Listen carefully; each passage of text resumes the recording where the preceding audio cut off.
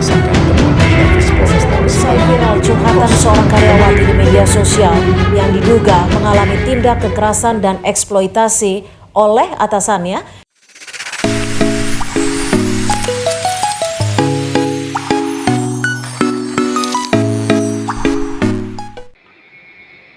Assalamualaikum warahmatullahi wabarakatuh. Halo Sobat Sejiwa, ketemu lagi di podcast Kesehatan Mental dan Emosional. Topik pada episode kali ini mengangkat topik sesuai dengan tema Hari Kesehatan Mental Sedunia tahun ini, yaitu saatnya memprioritaskan kesehatan mental di tempat kerja. Tema yang sangat relevan ya untuk saat ini. Kita tahu kondisi perekonomian sedang kurang baik, banyak perusahaan yang kondisi finansialnya lesu. Banyak yang mengalami PHK, yang masih bekerja juga banyak yang mengalami berbagai tekanan.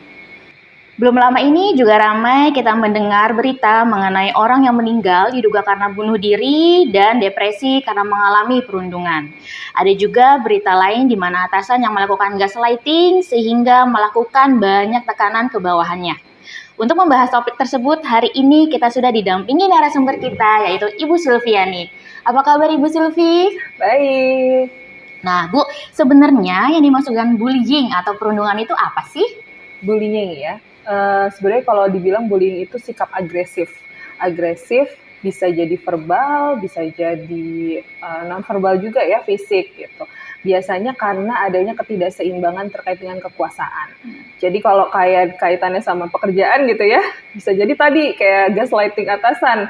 Jadi atasan terkait dengan kekuasaan itu juga bisa gitu ya.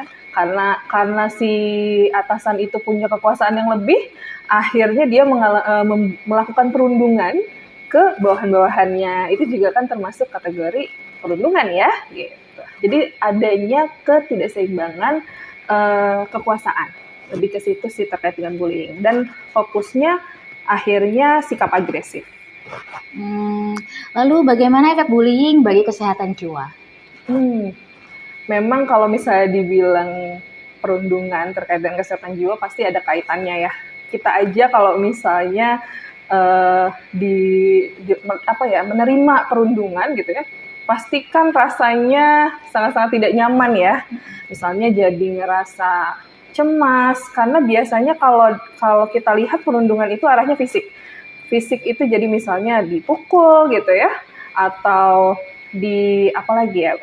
kalau secara verbal ya tadi kata-kata kasar gitu. Sehingga ketika muncul kata-kata kasar kan masuk ke pribadi kita sendiri gitu ya, jadinya nggak nyaman, merasa akhirnya rendah diri, ngerasa bahwa iya deh kayaknya saya memang nggak bisa apa-apa. Jadi minder gitu. Pada akhirnya membuat secara psikologis jadi nggak nyaman, kemudian jadi ngerasa selalu cemas gitu ya. Pekerjaan pun akhirnya jadi nggak optimal. Jadi kadang nggak bisa konsentrasi, terganggu. Seperti itu. Kalau akhirnya berpengaruhnya, kalau dibilang berpengaruh ke kesehatan mental itu sangat-sangat berpengaruh sekali. Lalu kondisi kejiwaan apa saja yang dapat timbul bila kita mengalami stres akibat bullying? Tadi yang sudah saya sempat sebutkan ya, terkait dengan contohnya ya, misalnya kayak tadi kecemasan, atau kalau misalnya pada akhirnya terus-terusan pasti jadi depresi gitu ya. Kemudian kalau yang terkait dengan stres ya insecure gitu ya. Kalau misalnya yang jadi jauh masalahnya pasti akan jadi depresi. Muncul gangguan halusinasi mungkin ya, kayak beberapa pasien saya juga pernah ada yang misalnya karena perundungan, akhirnya dia kalau di rumah gitu ya, jadi terbayang-bayang gitu suara atasannya gitu kan. Terus kalau misalnya ada suara macem-macem, misalnya ada suara WhatsApp aja notifikasi, langsung deg-degan gitu. Itu sering banget terjadi. Oke. Kalau Ibu Sylvia sendiri nih, punya pengalaman nggak pasien yang mengalami bullying? Atau malah banyak?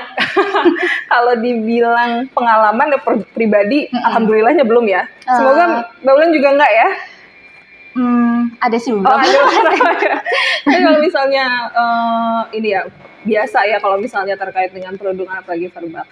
Termasuk pasien-pasien yang datang gitu ya di rumah sakit, memang banyak yang mengeluhkan terkait dengan pekerjaannya. Misalnya gaslighting tadi disalahkan sama si atasan gitu ya, atasannya selalu menyalahkan. Ketika dia melakukan sesuatu dibilangnya ini masih kurang gitu ya, atau ketika dia dibilang kurang tapi orang yang lain lagi enggak gitu kan. Jadi ada banyak yang mengalami seperti itu. Pada akhirnya muncul tadi gejala kecemasan, terus tadi yang saya tadi sempat kasih contoh juga ya, sampai di rumah pun jadinya terbayang-bayang pekerjaan, terbayang-bayang apa namanya itu atasan, terbayang-bayang Terngiang-ngiang notifikasi suara. gitu ya, benar itu sangat-sangat terjadi. Oke. Bila kita nih Bu, kebetulan mengalami bullying, apa saja yang dapat kita lakukan agar mental kita lebih kuat menghadapi tekanan dan tidak sampai timbul gangguan jiwa? Kalau kaitannya sama gimana caranya gitu ya, Iya. kalau misalnya dihadapkan sama kondisi perundungan di apa namanya itu di kantornya, di tempat kerjanya, boleh coba silakan harus lebih berani sebenarnya. Jadi berani untuk menyampaikan ke atasan atau ke teman-teman di tempat kerjanya gitu ya, apa yang memang dirasakan. Jadi kadang ada juga yang atasan itu sebenarnya nggak apa namanya itu nggak ada niatan untuk melakukan perundungan gitu, cuman reaktif aja gitu, sehingga ketika kita sampaikan kok ibu saya merasa agak apa namanya ya Beban kerja berlebih gitu ya, kok saya kayaknya agak berat ya. Itu kan sebenarnya beban kerja berlebih yang dikasih terus-terusan itu kan juga sebenarnya bagian dari bully ya sebenarnya ya. Gitu. Jadi ketika sudah ngerasa tidak nyaman dengan pekerjaannya atau terkait dengan caranya atasan menyampaikan sesuatu, boleh langsung disampaikan saja gitu. Terus yang pasti sih menyampaikannya dengan cara yang asertif ya, bukan yang langsung menyalahkan atau dengan kalimat-kalimat yang negatif gitu. Sampaikan saja secara asertif bahwa oke, saya ngerasa seperti ini, terus kira-kira saya harus apa ya, misalnya gitu. Itu penting sebenarnya. Kemudian menyampaikan juga ke teman sehingga mendapat support. Iya. Kemudian ketika misalnya nggak ada support atau misalnya atasannya susah nih diomongin gitu ya, boleh teman-teman coba dulu merilekskan atau apa ya, bentuknya kayak healing gitu ya, secara ambil jeda gitu lah ya Bu ya, ambil jeda, cuti dulu mungkin gitu kan. Setelah cuti nanti baru kembali lagi ke pekerjaan. Kalau misalnya masih tetap nggak nyaman ya pilihan terakhir banget mungkin bisa cari pekerjaan yang lain gitu. Tapi itu terakhir banget ya. Kita harus berusaha dulu supaya tidak jadi mudah menyerah lah gitu ya. Secara daya tahan ya kita tetap perlu ada daya tahannya. Kalau memang lingkungan kerjanya sudah toksik gitu ya Bu ya, mungkin kita bisa cari pekerjaan yang lain. Karena kita nggak mungkin memaksakan lingkungan yang sudah tidak mau untuk menerima kita gitu ya. Jadi kita saja yang ya udah menyesuaikan diri. Kalau misalnya memang nggak bisa di lingkungan itu, ya udah kita jangan dipaksakan. Karena nggak ada support dari mereka, dari atasan dan partner sendiri ya, teman sejawat. Oke, baik. Support itu sangat-sangat luar biasa ya. Terus bila sudah timbul gejala penyakit jiwa nih, si pekerja itu sudah tidak bisa bilang ke atasan atau tidak bisa menyampaikan ke teman sejawat gitu, dia merasa beban sendiri, sudah ada gejala penyakit jiwa, apa yang harus dilakukan? Kalau misalnya memang sudah ada gejalanya ya saya sih tetap menyarankan untuk coba konseling ke professional health ya.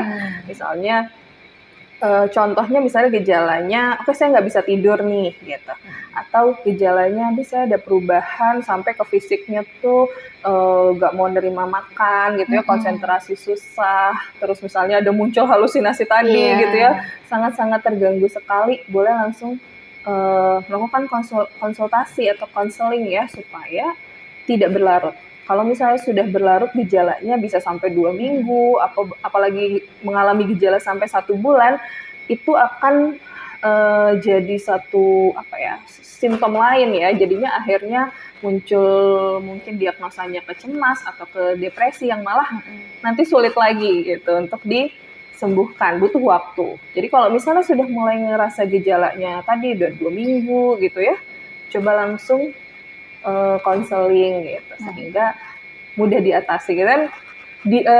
Pencegahan lebih bagus ya daripada pengobatan gitu. Jadi kayak beralih ke profesional. Gitu. Ke psikolog tentu. Psikolog juga Psikolog ya, psikiater, tentunya. psikolog.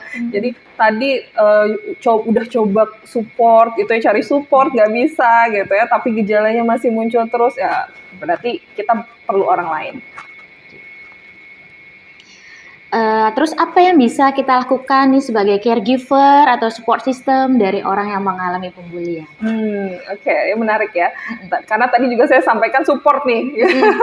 Teman-teman yang misalnya punya rekan yang mengalami perundungan gitu ya, ketika dia datang gitu ya, cobalah untuk mendengarkan dulu.